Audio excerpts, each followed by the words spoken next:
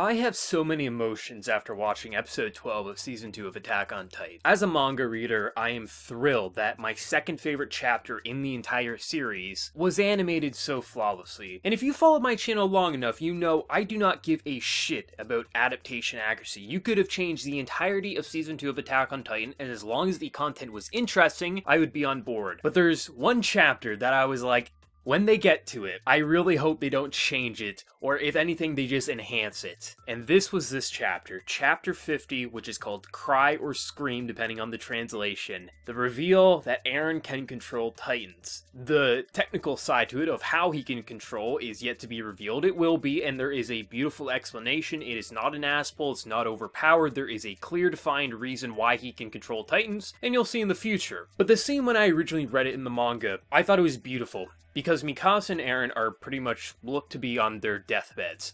All the Survey Corps are about to be eaten. Armin kind of fighting away, a Titan with just kind of swinging his sword. Everything looks hopeless. And Mikasa says, I'm going to die, so I can't hold in my feelings anymore. And she just thanks Eren for all the times that he was there for her, giving her a purpose in life, teaching her how to live. And then it looks like they're going in for a kiss. But Eren isn't a person who's going to go down sitting down. He would rather swing a punch. As a human, he would rather punch a Titan with his bare fist than to just see the girl that he loves, even if it's just as a family member, the one that he's cared about for so long. He is not going to just let her die while they have a sappy goodbye. And he gets up and he punches the smiling Titan, the Titan that ate his mother, and through a chain of reactions, the Titans react to Eren, and they all kill that Titan. That moment was always so beautiful, and even when I read the manga, I saw manga readers salty that they didn't kiss, which, yes, you know, it would be nice to see it, but the thing with it is that's not who Eren is. Eren's not going to just kiss Mikasa and die on death's bed there. No, he would rather risk his life to save Mikasa. And I love that moment and how they animated it. With the music, Eren's voice actor went above and beyond.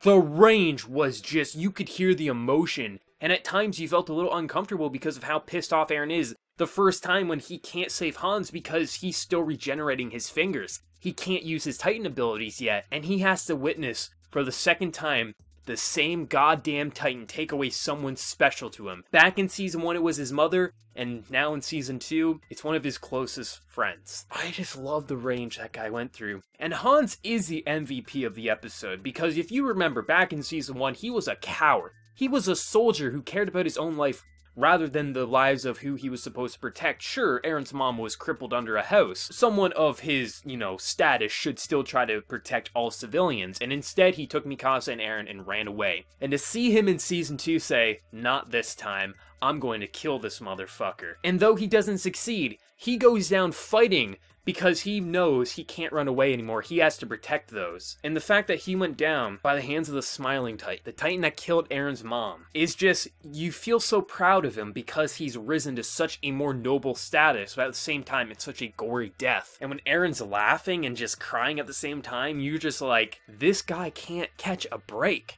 This is why I love Isayama. Season 1 content is good, but after this, like when this arc starts and all throughout, you just get more and more. And the people who call the next arc, which is coming in season 3, which is called the Uprising arc, the people who called that, boring or slow, are the people who just want to see Titans throw punches around. And to those people I say, kindly leave. Because Attack on Titan is more than just Titans throwing punches. The emotional swing of this episode was fantastic. Even the Ymir and Historia stuff was great. They have a friendship, and if I'm not mistaken, I mean, people can correct me if I'm wrong, I'm pretty sure Isayama, around the time this chapter, in an interview, he confirmed that Historia and Ymir have romantic feelings for each other. I'm pretty sure that's canon. I'm pretty sure he confirmed that in an interview at some point after this chapter aired in the manga there, but I could be wrong there, but their friendship nonetheless is beautiful. Historia is willing to give her own life for Ymir if it means, even if Ymir is doing everything for her own selfish reasons of just wanting to protect her own skin, she's willing to do that. But at the same time, she knows, you're just looking out for me, stop doing that. I am my own person, you are your own person. Let's not just depend on one another, let's live for each other, but still care for one another. And that final, goodbye where Ymir says, well, if Eren has the coordinate ability, then there is a future within the walls, so she decides to help the two Titans, the Colossal, the Armor, Reiner and Bertolt, and give herself up, give up her life pretty much, because she did steal that power. So she literally is giving up her life because she knows she doesn't have to worry about Historia. She will be fine within the walls because Eren gives humanity a hopeful future. There are so many ranges of emotions that I felt watching this episode. Just so much to it. And I mean, you even get a face to the Beast Titan at the very end of the episode, so you got a face to the driver of one of the most destructive Titans in the series.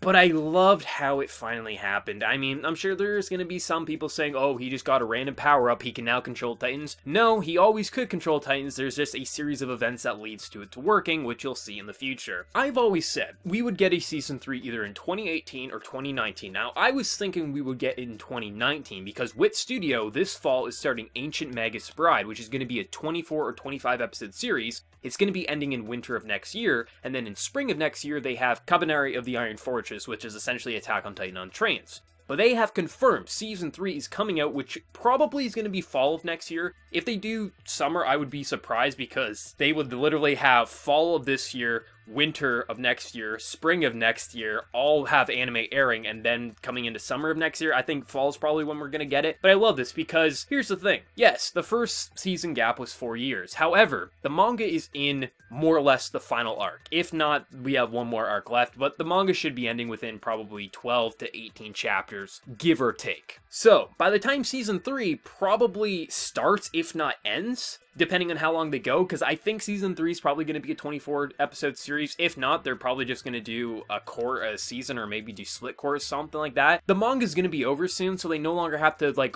let multiple chapters build up. It's not going to interfere with the manga sales, and the anime can just boom a year, every single year, maybe every other year, depending on how many cores they do. And this is a perfect way to do it. And then all the people on the internet either A, are bitching that they have to wait a year for a season of anime, which is the most first world problem you could have, or B, they don't believe it's going to come out because of delays. And I just say, just stop being babies, honestly.